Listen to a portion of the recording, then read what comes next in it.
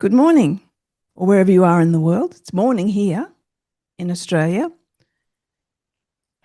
Welcome to this masterclass from stuck to free, what trauma resolution can really look like. I'm Judith Richards. I'm the creator of TRTP, the Richards Trauma Process, and I'm absolutely delighted to be joined by Richard Fay. Richard, introduce yourself if you wouldn't mind. Yes, Judith, it's wonderful to be here. I am a psychotherapist. I've been in private practice for the last 17 years, and I've been a TRTP practitioner and trainer now for the last 6+ years, 6.5 years. And it's transformed my life personally and my practice professionally and my entire perspective on trauma. Well, that's big. That's big. It's not an overstatement, though. I remember when you first came to the training, Richard. Yes. Tell us in a nutshell about how you came to TRTP, because it's an interesting story in itself. Just quickly. Some people might have heard this story if you've ever watched a webinar with me in it, but another practitioner who I had lectured when he did his master's, and I therefore am older than him, more trained and skilled than him, and in group supervision one day, he chose to say that his clients were getting extraordinary outcomes. And excuse the French, I had a bullshit detector go off in me that said, as if he's grandstanding and these results aren't possible. So incredulously, I went to my supervisor and said, I'm angry. And my supervisor said, just maybe you need to check it out for yourself to prove him wrong. And I was willing to do that and invest a lot of money to prove him wrong. Why? Because if he was right, I was going to miss out on opportunities, and my clients, more importantly, were going to miss out on opportunities for liberation. And if he was wrong, then I could shut him down very quickly. And so I came with an intent of skepticism and incredulity and a disbelief. And I think it was my first client who I remember distinctly, who got profound outcomes. And I think I probably made quite a few errors, and I found how forgiving the process can be when you're learning, which is wonderful. And I just kept getting it.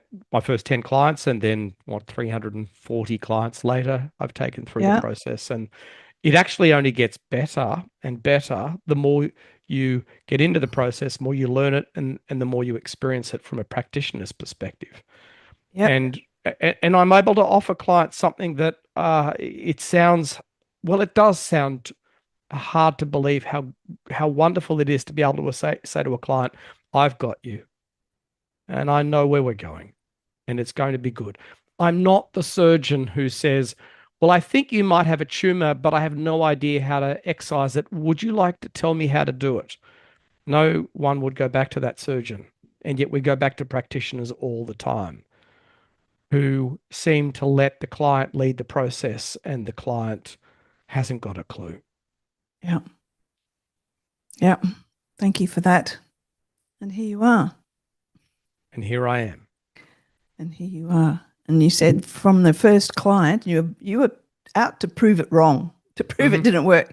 And you were so shocked. And you said, from my first TRTP client outcome, the result was so demonstrably and extraordinarily different from anything I had seen. And as you said, it's a pretty robust process. It wasn't perfect with that first client, but they had a great outcome.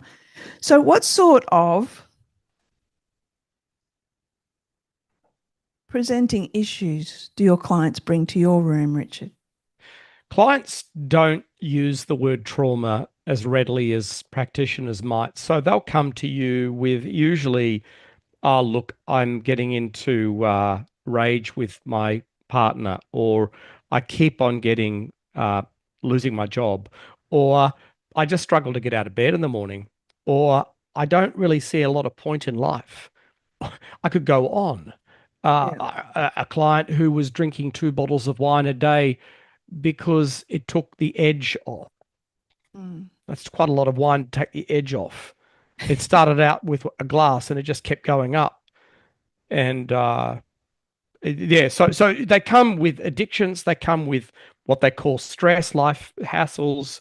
My children won't talk to me. Everyone seems to be against me. That's a very common thing. Uh, Everyone seems to be out to get me. And all this thing keeps happening to me. You'll hear that a lot. I don't know why. Have I got a target on my back? Yeah. And it seems that everyone treats me terribly, and I have no idea why. This I hear over and over again. So they don't come to you saying, I want to resolve my trauma. They come to you saying, I've got this problem. Yeah. They have no idea that it's actually just like apples on a tree, and way down in the roots is something that is causing those apples to be rotten before they even start growing. Yeah. Yeah. And a lot of therapy, cognitive therapies, involve pruning the tree of all the apples. And what happens? Every time you prune a tree, it grows more branches. So you get more apples, but they're all the same apples. Right. Thank you for that analogy. So tell us about a couple of typical clients you might have, just briefly, I'm curious to know Richard. some of yours, but I'll start with one of mine. This was a dear man who came to me in his 70s, and he had grown up in a family where he had older brothers and sisters. And then an accident happened, as his mother described it, many, many years later. She fell pregnant, and he was just another mouth to feed. Now, one of the elegant things about TRTP is that we don't have to elicit responses from clients or try to work out what we should be doing. We send homework just before they see us, which gives us an absolute blueprint of where to go and what to do. And one of the questions we ask is, what are messages you remember hearing about yourself growing up? Yeah. And his words back to me were, God should never have put breath in you. That's what his mother and father said of him. God should never Oh, have put breath in you. So what oh, ends that's up big. what ends up happening is a Catholic priest, and I'm not trying to identify Catholic priests, but this is not an uncommon story, befriends him as a 13-year-old boy and says, I'll be your friend. I'll love you. You and I will be thick as thieves. And a few months later, come into my lap. Well, you know the rest. Yeah. 3 years of misery and abuse, sexual abuse. And then suddenly the priest turns on him and starts calling him a sinner and disgusting, and threatens him that if he says anything about what happens, he'll expose him, and so on and the rest. By the time he's a young man, he's deeply, deeply traumatized.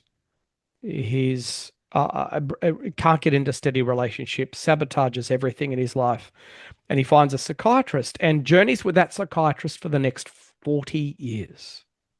40 years. Wow, that's a while, It's a Richard. while. And That's a while. and to that psychiatrist's credit, he believed him, he listened to him, he medicated him, and kept him somewhat functional in life. And I do not want to imply that that psychiatrist failed him with the tools the psychiatrist had. I believe that psychiatrist did as much as he could and was a good psychiatrist. But of course, like everyone, he retired. And so my client has now got a situation where he's got no one safe to talk to, unmedicated, well, medicated, but unable to process it and getting older himself. He spent another 10 years in the wilderness, he called it, until a friend of mine knew me well and thought, well, I'll investigate TRTP myself before I recommend it to my friend, as in my friend's friend. Yeah. And he said, well, it sounds too good to be true, but I trust Richard. So I'll send I'll send my friend to Richard. Well, he came and saw me. His DAS score, which we do as a depression, anxiety, stress score, was all in the extremely severe range, and it was all baseline 0 normal at the end of 3 weeks. And he is well. I've seen him since. And what's been fascinating is he's recreating his environment so that what he would do is he would let people run all over the top of him. And now he's standing up for himself. Now he's creating boundaries for himself. He didn't have good boundaries. Now he's got great boundaries. And these are the words that he described after 3 sessions. I feel joy, innocence, playfulness, and delight. Oh, bless him. And he'd felt shame, self-loathing, disgust, Yeah, of or the course he did. opposite, of course. And so that's a client that will always remember with great fondness, because he came to me and he said, I don't have a lot of confidence that this is going to change anything. Mm, I'm a bit too old to believe in miracles, was his words. yeah, I good said, all I man. need you to do is trust me and trust the process and follow my lead. Yeah. That's all. I know what this will do. Thank goodness he found you, Richard. Tell me about one of yours. I want to hear one of yours, Judith. I know you've got a couple there. Um, well, you know, we talk about trauma, and a lot of people, when they think of trauma, they think of war, torture, refugees, horrendous natural disasters. But it doesn't have to. It's not. How we look at trauma with TRTP is we take a very broad view, and we, instead of the word trauma, we say distressing events, which gives a much broader view, because some people die from 1,000 paper cuts, and it causes big issues. So one dear guy that I saw, Pete, he had recently retired, mid-60s, and his issue was, I'm a cranky old bastard, and I don't know who I am now. I've got nothing to do. I'm lost. He said, I'm just so angry. And it's not new. He said, I've been angry for most of my life. So what did we do? We did not do anger management. That's torture. Mm. With TRTP, we don't manage symptoms. We deal with the source, the reason why this dear man was angry, the reason why someone has anxiety, the depression, whatever. So we go to the root of the problem. And this dear guy, we just did TRTP, which deals with trauma where it's stored in the unconscious. If it was stored in the cognitive mind, we'd be able to go, well, it's over. It's 25 years ago. I'll just get on with it. But we can't do that. We have to use another part of ourselves. It's stored in the unconscious, so we deal with it where it's stored, and we just turn off the distressing events that are still running in the unconscious like videotape loops, and the body keeps reacting as if those things are happening. So this guy, these are some, and in the homework, we give the clients just a few pages, and one of the exercises we give them to do is to write a list of what do you want to move from, what don't you want in your life anymore, what do you want instead, what do you want to move to. And I say to a client, dream a little, take some time. So this dear man said he wanted to move from really big reactions when things don't go my way, from letting little things bother me, uncontrolled outbursts, easily triggered, the need to be tightly held and in control of myself all the time, to calmer, accept I'm not perfect, have more fun and adventures, be more interested in life, less triggered. Okay, so at the end, and I'll just go to his 2, he said, things that would piss me off before really quickly, now there's just nothing there. Except I'm not perfect. So who's perfect? I'm not perfect, but I'm all right. Less triggered. He said, things just don't worry me now. And I'm more positive. You know, I've got rid of the negative. That'll drain the, and I'll curse here, that'll drain the shit out of you. He's an Aussie.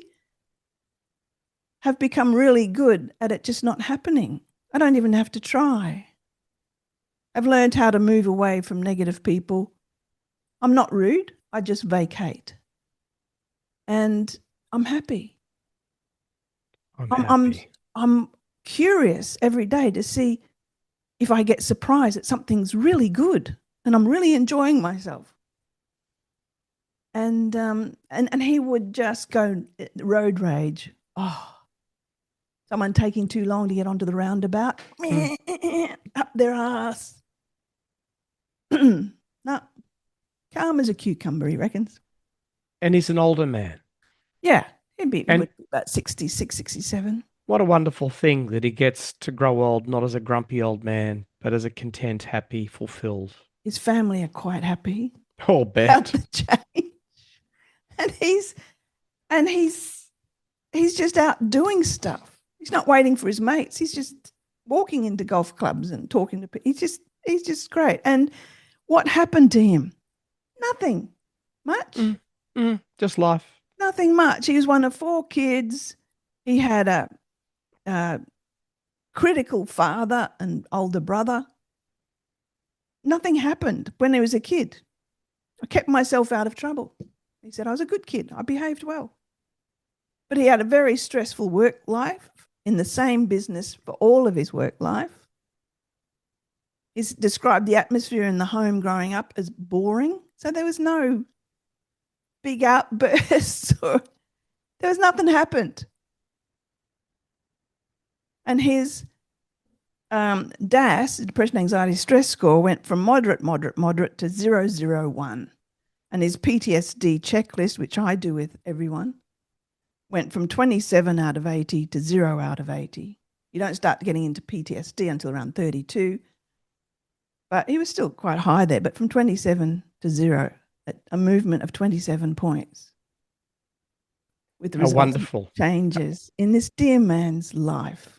How wonderful. And I want to say that if you're a practitioner, that's a lot of our work, isn't it, Judith? It's not the big explosion, war zone kind of disaster. They happen and they do.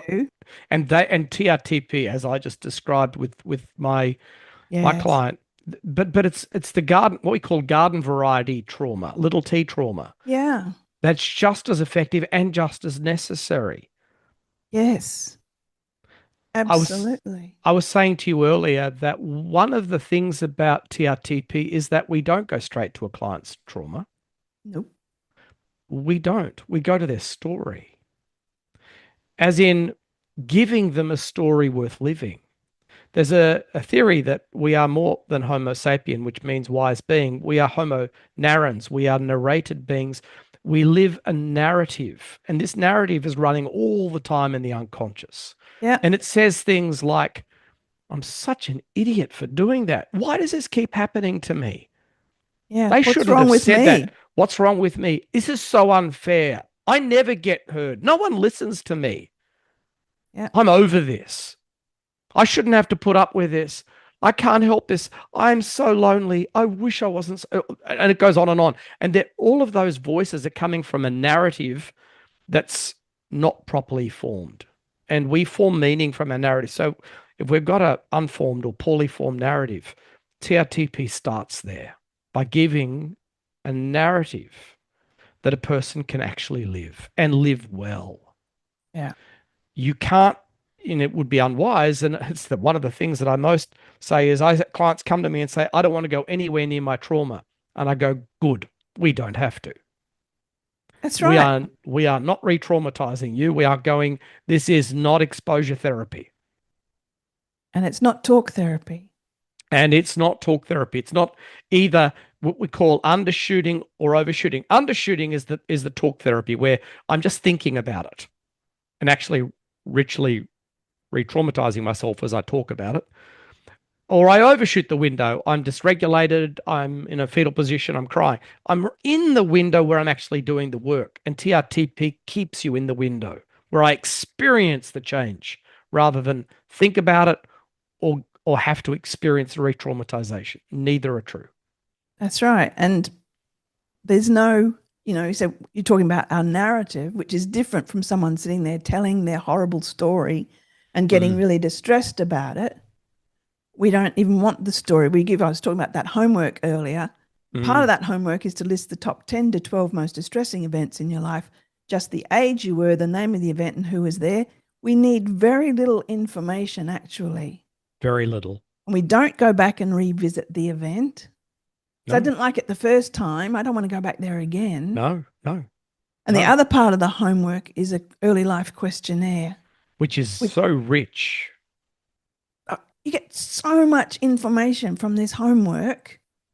You get the snapshot of the person's life, what they want to move from to, and this questionnaire.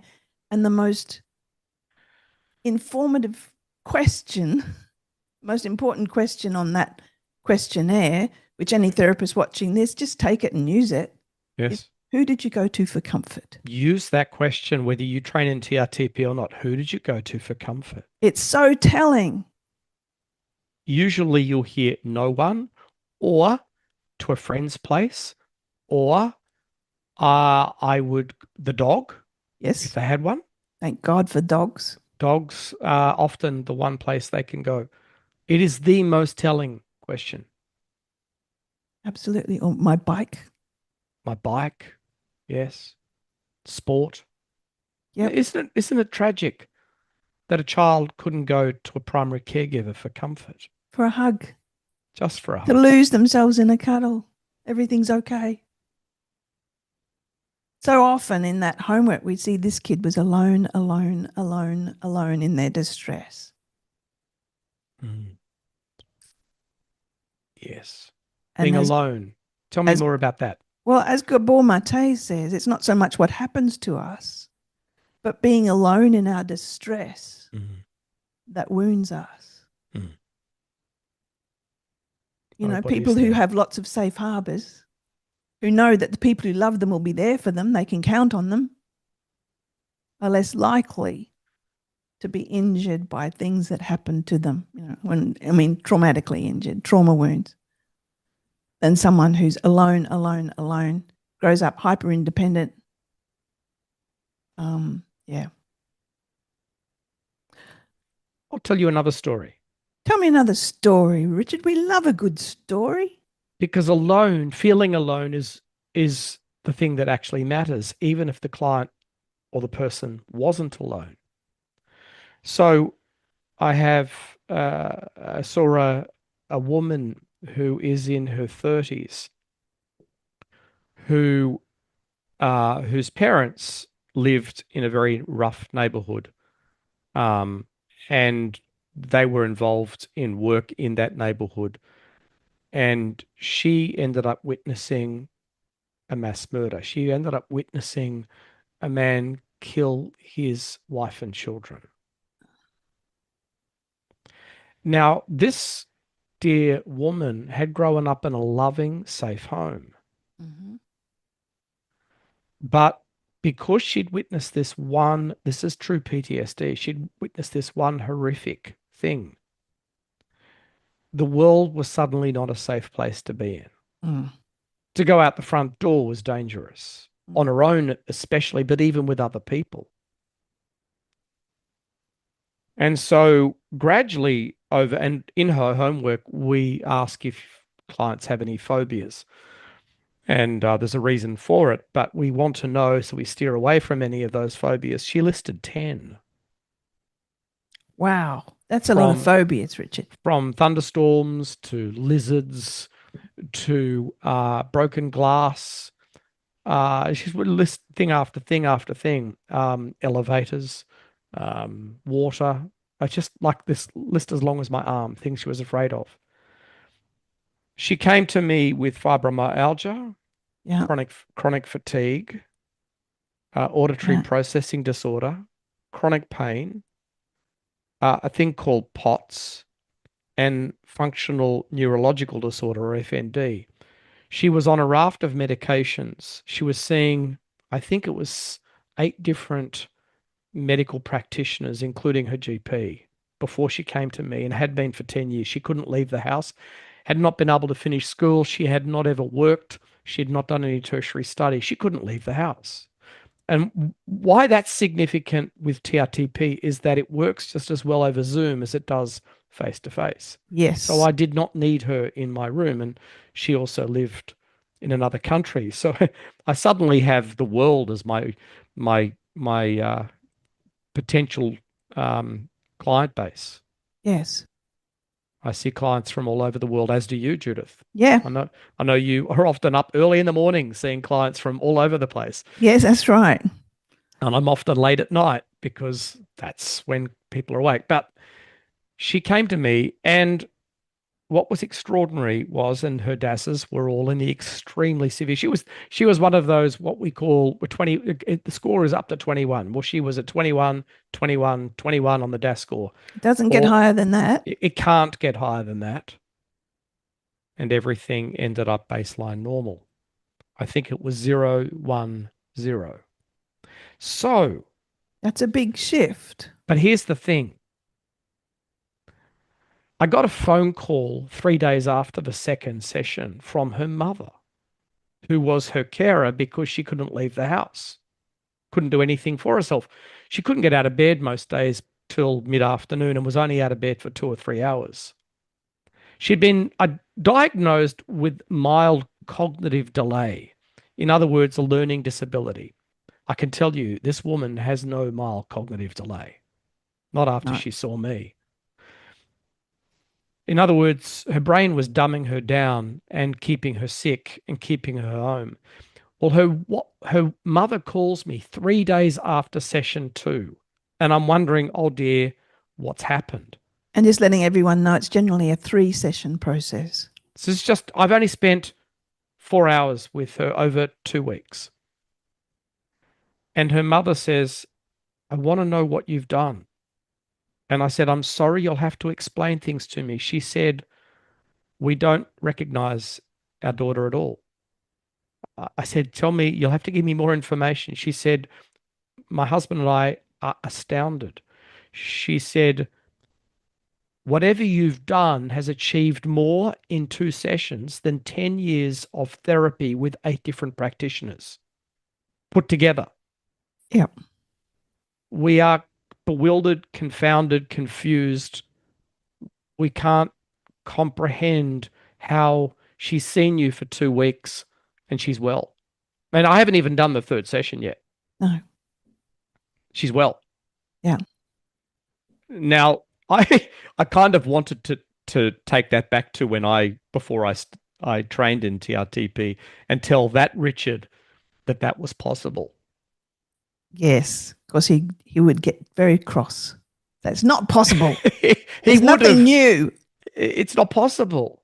And I need to add, I'm trained in so many different, and many of them are helpful, 2 different parts-based approaches, which have a lot of elegance and efficacy. I'm trained in EMDR. I'm trained in psychodynamic approaches, person-centered approaches, in ACT therapy. I could go on and on and on. And like in most practitioners who want to do, I typically would do 40 to 50 hours of PD every single year, not just the required 15. I would go well over because I wanted to learn, because I wanted my clients to get well. Yeah. Naturally. Yeah. But I can comfortably say that in my experience and the overwhelming evidence of hundreds of clients and the evidence of other practitioners and yourself, Judith, that this is not unusual. This is what you can expect. This is normal. This is when it's not extraordinary outcomes. It's like, and then we figure out why. Yeah. Well, we might do a 4th session, because if in the 3rd session, I start the 3rd session and they're not getting extraordinary outcomes already, I go, yeah, no, I'm not happy. No. They go, oh, I'm better. I go, yes, you're certainly better. Yeah, but we're not there yet. No. And you and I both know what we need to do. Yeah. Because the training gives you the tools to know exactly what to do. So there might need to be an extra session. Yeah. Yeah. Normally only an hour, and normally quite easy to fix. Yes. Yes.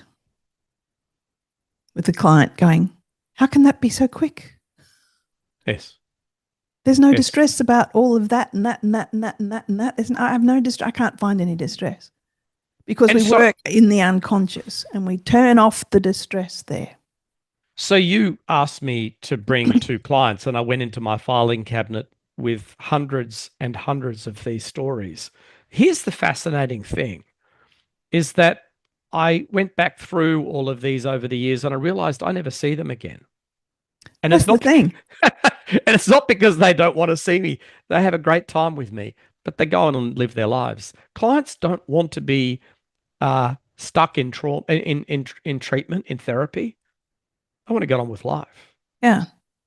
We do a 1 month phone call follow-up a month after the process is finished to check the client's well. I find it to be the 10, 15-minute most irrelevant phone call of my life, but I always do it. But the client always tells me, why are you calling me? I just want to see how you're going. Oh, I'm doing great. Just how are things? Can I just ask about? Oh, yeah, no, I didn't really need this phone call, but you said you wanted to follow me up, so I thought, oh, okay. Yeah. Yeah, it's a real celebration session, that one. It is. Yeah. Tell me, Judith, you've got another client that I know. I have this wonderful woman, late 60s. She had been in and out of psych hospitals, professional woman, capable, educated. She'd been in and out of psych hospitals a lot in the previous, 18 months, 2 years. And every time she'd go in, she'd have a course of ECT, electroconvulsive therapy, because she was very suicidal. And all of a sudden, she had become a very anxious person, she said, who had lost the will to live. Mm. So she was in a really bad way. So we just went through TRTP. I said, it's okay. I can say hand on heart, I've got you and I'll keep you safe. I know exactly what to do step by step by step to take you by the hand the other side of all this dreadfulness, all your distress. Come with me. There's a better place. When you can say that, absolutely knowing it's true, Richard, the relief. Yes. I can trust this. I can relax now. Yeah. Yeah. And so this dear woman who was in such a bad way, one of 6 kids, nothing really big had happened except, yes, when her mother was pregnant with her, she tried to abort this baby. That's pretty darn big. That's pretty darn big. She was not wanted. And we now know that we know the trauma starts in the womb. Yes. And it's just logical because that growing baby is taking on all the hormones of the mother, all the stress of the mother, and picks up on what's going on. Mm-hmm. Yeah. So she was a tomboy in a large family, resented how girls and boys were treated differently, was not allowed to be a tomboy, even though that's who she was. Her parents fought on holidays, but the rest of the time it was pretty good because everyone was really busy. Who did you go to for comfort? Nobody. And her first marriage had broken down, but there's nothing really, really huge. So it doesn't have to be huge, big TT trauma to impact someone to the point where they're having ECT regularly, etc. She said in our last session, in our session 3, she said, TRTP was like a life ring. You said, I've got you. And you pulled me in. Isn't that terrific? That's so beautiful. And my eyes get wet. I know what you do. A sook. Be a sook. Yeah. Because compassion is so much more than empathy, isn't it? Yeah. It's empathy plus, turbocharged empathy. Yeah.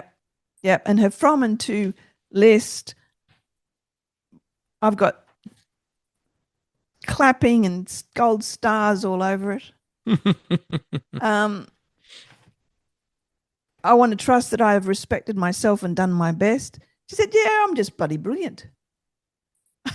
I want to trust I'm good enough. Yeah, I know that I am. I just Mm. know, like I know Mm. my Yes, name. and it's not Like an I know my name. like I know my name. That's right. It's just automatic. It's not arrogant. No, It's grounded, solid, and real. it's just I know it like I know my name. What else did she say here? I want to believe in myself. She said, it's happening. I want to be gentle with myself. Yeah, I am. I want to be a good mother and friend to myself and others who deserve me and what I have to give. And it's a very Australian comment. Bloody oath, I am. I bloody oath I am. And so, what were her scores in the PTSD checklist? Once it gets up to Mm. 32, over 80, you start getting into the PTSD arena. She was 59 over 80, and at the end, she was 4 over 80. That's in 3 sessions, 3 weeks.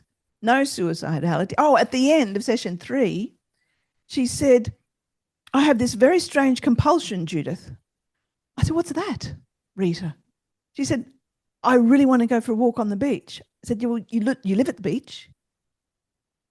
Go for a walk on Hello? the beach. She said, you don't understand. I said, perhaps if you explain it to me, I'll have a better chance of understanding. And she said, I have never in my life gone for a walk by myself. I've always been too Ooh. terrified. Ooh. And she was about 69.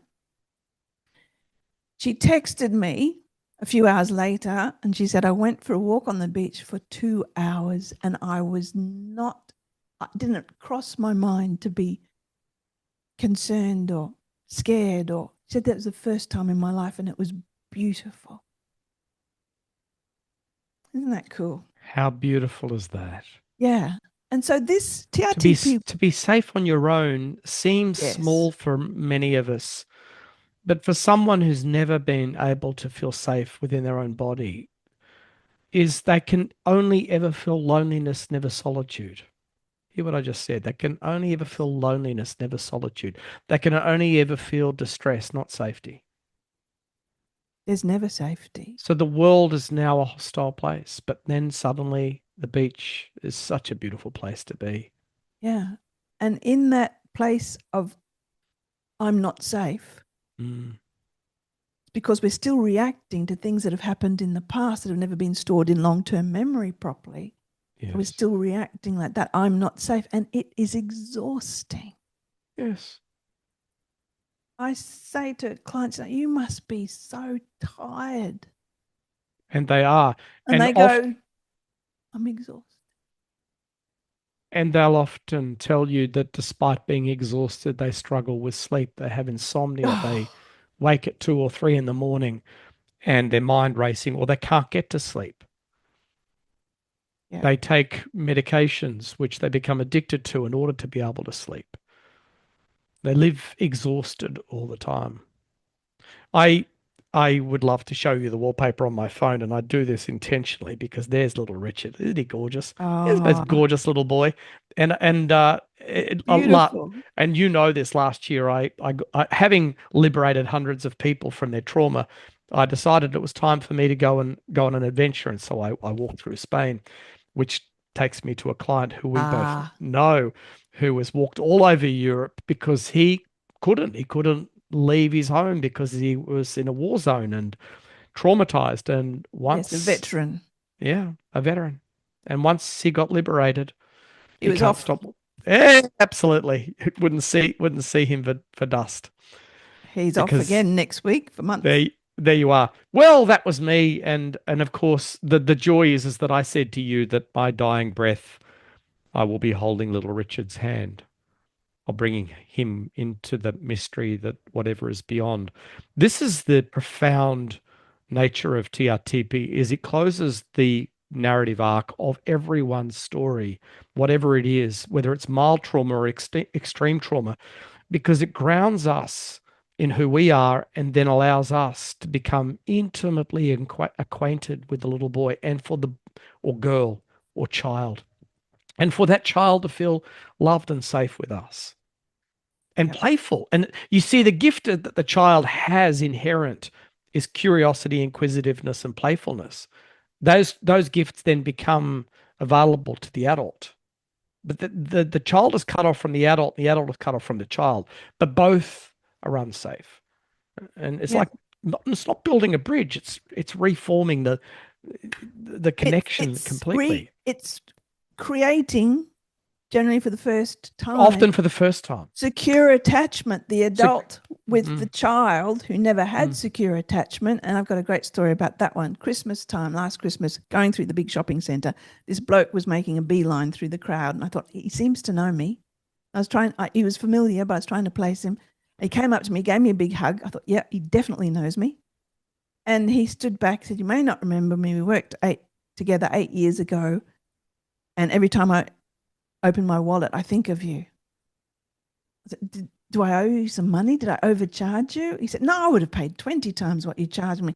He said, "Look," and he pulled out his wallet, and there's a photo of him as a 7-year-old just after he had arrived at the Catholic orphanage, which he fled when he was 14. After years of rape and pillage and everything. He said, "Look at that boy." how beautiful. I love that kid. And you know what? Yeah. He's safe now because Yes. I've got him, and no harm's going to come anywhere Mm. near him. No bastard's going to lay a finger on him because I've got him now, and I'm keeping him safe. I take him on adventures. The end of my days, I'll take him home. God, I love this kid. Thank you. Just yesterday at an ATM, I had to get cash out for our cleaner. And so I'm standing at the ATM, and this man walks up to me and says, "Richard," a TRTP client. I barely recognized him. I said, "You look great." He said, "Yes, I just ran a marathon. I've lost 45 kilos." He said, "I'm living my life now." Wow. And And that's, which yeah, and it was just one of those chance meetings that happened yesterday. And it was lovely to see him. And he looks 10 years younger. yeah, like this guy, I didn't recognize him Mm, because mm, he looked completely different. And mm. that's the thing, that issues that the client never mentions, just because we do what we do with TRTP, they just disappear. Yeah. Like this guy who said, "I didn't tell you that I have to medicate myself to get on planes," and he flies all the time. Hmm. And I cannot go in tunnels. And he said, "I forgot to tell you that I'm going on, I get to my destination having taken 3 plane rides and think, oh, that's right. I used to be concerned about that." And tunnel, I got stuck in peak hour traffic in a tunnel for 27 minutes the other afternoon. I didn't even think about it till I got home. I Mm. thought, oh, yeah, that's right. And so We, these other things get just sorted out along the way. we find that people are constantly ruminating and obsessed with their trauma when it's present, but when it disappears, they forget it was ever there. Yes. That they'll actually tell you because the incredulity in the third session is, "That wasn't my homework. That must have been somebody else's. I Yes. It's wasn't that bad, was I?" often the way. And Mm. so what does this do for practitioners when you know, Richard, that you know what to do? So the first one is, I wrote a list of things here. A client says to me, "Nothing works. I've tried everything." And I say, "That's fine." So the beauty is that I don't have to convince them. I simply am. You see, when you have your own sense of self in your practice and your work, you trust. I trust TRTP. Yes, I trust Richard, but I trust TRTP equally. And when I learned the process, I didn't trust Richard with TRTP, but I still trusted TRTP. And it did it. So it doesn't matter when a client says, "I've tried everything." I don't have to work harder than the client. And I said to you, I was 60, 59 when I trained, and I said, "I'm on the verge of retiring because this is exhausting." Not Yes. just because clients weren't getting well, but because I know that because I cared about my clients, that I was working harder, often working harder than the client. In fact, my supervisor often said to me, "Richard, you have to keep reminding yourself of your therapeutic impotence. Your therapeutic impotence didn't talk about my sexual impotence. He was talking about my inability to do more for the client than they were willing to do for themselves. Right. Well, that's true, but if they can't do much for themselves and I can't do much for them, we're kind of the blind leading the blind, aren't we? Yeah, And I unfortunately. and I thought I might as well retire. And of course, now here we are, soon to turn 67. And it's I say to my wife, I don't work on Mondays at all unless it's a TRTP client. And she knows why. And she says, "You love this work, don't you?" I say, "Absolutely. It's why I'm still getting out of bed in the morning because I like to see clients liberated." So, a client says, "I've tried everything." That's okay. I ask them, "Have you tried TRTP?" They haven't. Client says, "I don't know where to start. My whole life story is just a disaster. I don't even know where to start." I do. Imagine being able to say to a client, "I know exactly where to start. Yep. And I know where we're going. Yep. And I've got you. And Yep. you're safe. And I know where we're going to end up." Yes. I know, like you said earlier about these clients who've done the trauma therapy, I know it like I know my name. Yep. Yep. And so for a practitioner, when we sit in that place of, I know where we're going to be. I had a guy the other day and he was telling me a couple of things just in the assessment. I stopped him and he said, "Why are you smiling? This is awful." I said, "I'm so sorry." Mm. But in my Oh, I do rich the same. imagination, I was just in session 3 and I know exactly where you're going to Uh, be. uh, And you're going to be okay. You're going to be more than okay. it's a little Just morbid, isn't it, smiling. Judith, that when a client has extreme trauma, you get a little excited on the inside. Not Yeah. that we ever want a client to have extreme trauma. No, but we know exactly where they're going to be and they're going to be free. Mm. They're going to be free. And what TRTP does when you get it, you achieve consistent outcomes. It's a surprise if a client doesn't get there, Mm. and then it's pretty obvious why, and it's rare. And there's no re-traumatizing of the client, or can I just add, of the practitioner. So we don't have to experience the powerlessness of the client. In No, fact, the opposite, the client experiences the empowerment of the process. yes. And that's the thing. It doesn't just turn off the cause of what ails the client, but it does more than that. It lifts them up to a place of empowerment. I know who I am and I am enough. Which I is have nothing to prove. the essential dignity of being human is restored or given to them, as you said, Yeah. sometimes for the first time. Yeah. And so we have students just finishing the training. One sent me a message the other day. Wonderful session with this elderly client. She's just a different woman. I'm blown away. I cannot think of a more wonderful privilege and honor than to see someone have such profound breakthroughs. Wow, Mm. this really works. Mm. Yep, yep, Yep. it This, does. And for the practitioner, the report from so many people is, I go home exhilarated now instead of exhausted mm, because I see change. mm. So yeah, I think we're onto something, Richard. I remember it was night. My practice has a outside. There's a veranda behind me, and it's where I say goodbye to clients who come in person. And I remembered it was a session 3, and this young man, hugged me and said, "I feel so different. I feel so different." And he just gave me this long embrace, and then turned, walked out the gate, and I know I'll likely never see him again. Unless I'm standing at an ATM and he happens to come up behind me, Yeah, like yesterday. yeah, Hmm. Or yeah. like you in a shopping center. Yes, with that dear man. And so that student is in those wonderful, like those wonderful moments where you discover, finally, I found something that's going to make a difference. Not that other therapies don't make a difference, because some do make a really big difference, but this one does it in a tiny fraction of the time. Yeah. I supervise a lot of TRTP therapists, and they say, oh, I do a bit of this and a bit of that, but TRTP is the gold standard. It's the creme de la creme. It's if I want to take the Ferrari out for a drive, it's TRTP. If I'm going to potter around in my Yaris, that's fine. I can do a little bit of that. Yeah.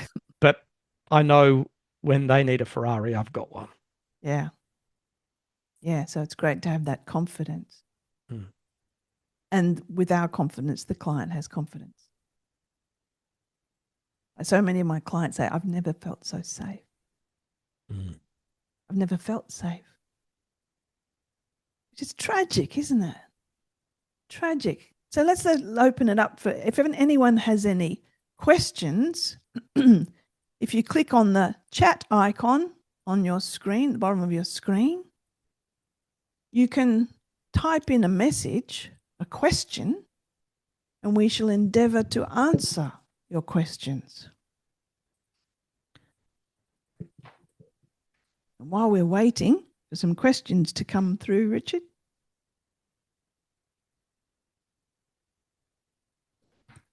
Okay. Here's one. Interested in the training? Well, because, here we go. Monique, another one. How long does the training take and how is it delivered? Monique, thank you for your question. It's an 18-week program and it's all online. So you don't even have to leave your room. We have people from around the world and it's all online. We'll send everyone actually information on the training. Because you're here in this masterclass, we're going to extend the early bird discount, which is a discount of 1,200 Australian. I will just bring up a screen here. Some people take information by seeing. So the normal fee is 6,880 plus GST. A lot of people come from overseas, so they don't have to pay the GST. So there's a saving of $1,200. The early bird's over, but we're going to extend it to whoever's here. It's 5,680. I need to say something to that, Judith, and that is that you'll pay for that in no time. I trained in February. What do you mean? I trained in February 2020. Think that one through. March 2020, COVID hit. I had my air conditioner in my home died. I didn't know if I'd have any clients. I had a tax bill and I paid for my training in TRTP, which was actually about the same price 6 years ago as it is now. So this is really cost effective. So what is my biggest problem professionally? My diary. Why? Because I'm booked up months out. Why? Because of TRTP. So it didn't used to be like that. No, I said to you, Judith, there's a problem with TRTP. My clients are going to get well. I won't have any clients. You burst out laughing. You said, you have no idea. We swim in a sea of trauma. One person gets well and they're going to tell people. And people see it. The thing is, it's so obvious, the changes, that people come saying, I want what he's having. And so that price is apart from it being obviously a tax deduction, and you get your PD hours for whatever your governing body if you need to do that. It's going to pay for itself. Have 6 clients and you got your money back. Exactly. Done.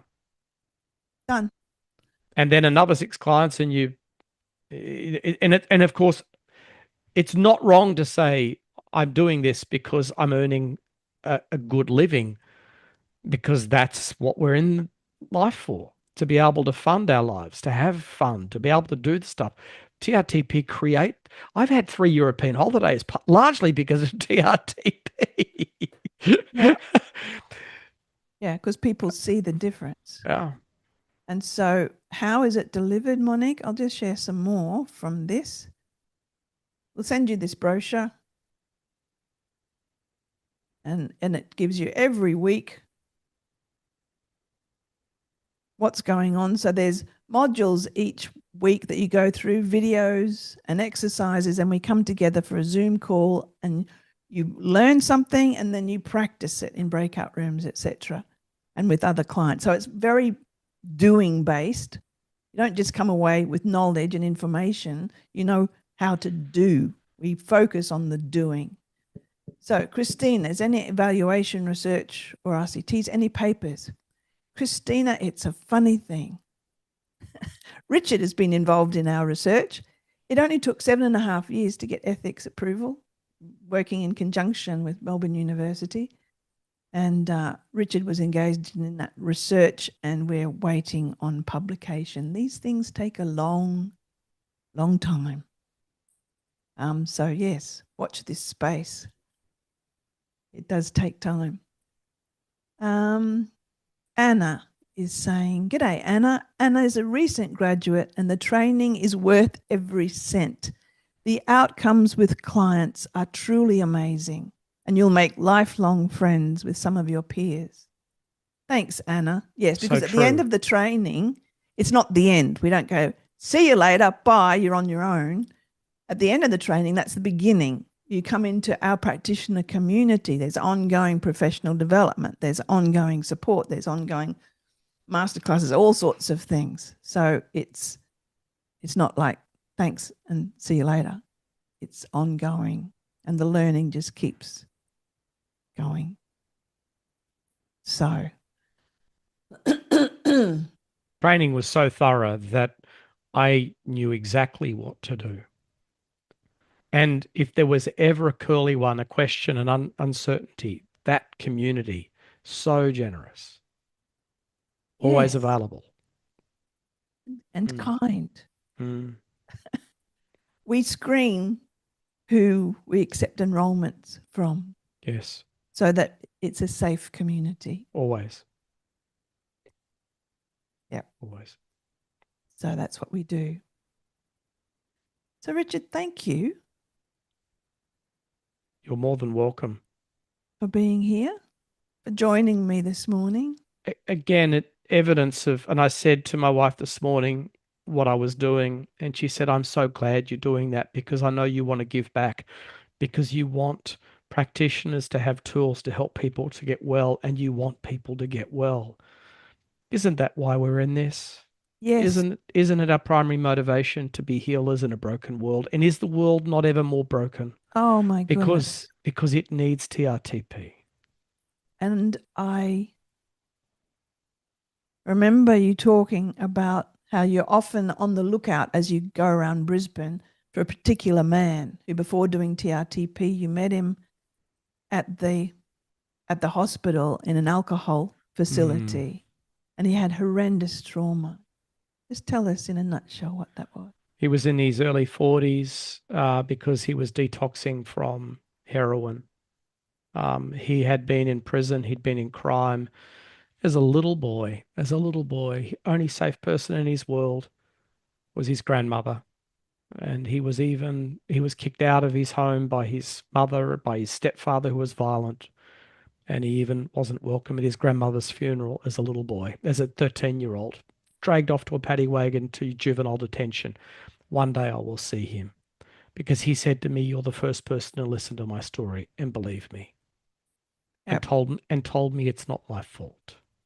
Yes. And you told me didn't, it's not my fault. and you were shattered because you didn't know what to do to help him. At that time, I couldn't give him what he needed. And Now so I could. you look out for him. One day. One day. There's another question here. What are client options for people seeking TRTP for their own issues? Okay. If you're looking to go through the process yourself as a client, whether you're a practitioner or a non-practitioner, there are two options. There's the trtpclinic.com, trtpclinic.com, which I run with a few other of our top practitioners. There's also, if you go to trtptherapy.com, trtptherapy.com, you can find a practitioner directory, which is a list of all the well, not all, but practitioners that we have trained who continue professional development in our TRTP practitioner community. If you're interested in the training to become a TRTP practitioner, we'll be sending you a link later today where you can just go and make an appointment to have an information session. Just sit with myself or Blair, our general manager, and just have your questions answered. No pressure. So there'll be 3 links on the email that you'll be sent later. Just click on the one that's most relevant to your needs at the moment. So that'll arrive in your inbox later today. If it's not there, check your junk. Thank you, Richard. Thank you, Judith. Always so fabulous to hang out with you. And thank you, everyone, for attending and listening. Appreciate your time. Yes, thanks for your investment, your energy and being here. And perhaps we'll meet down the track a little. Thanks. Thanks, Monique. Bye.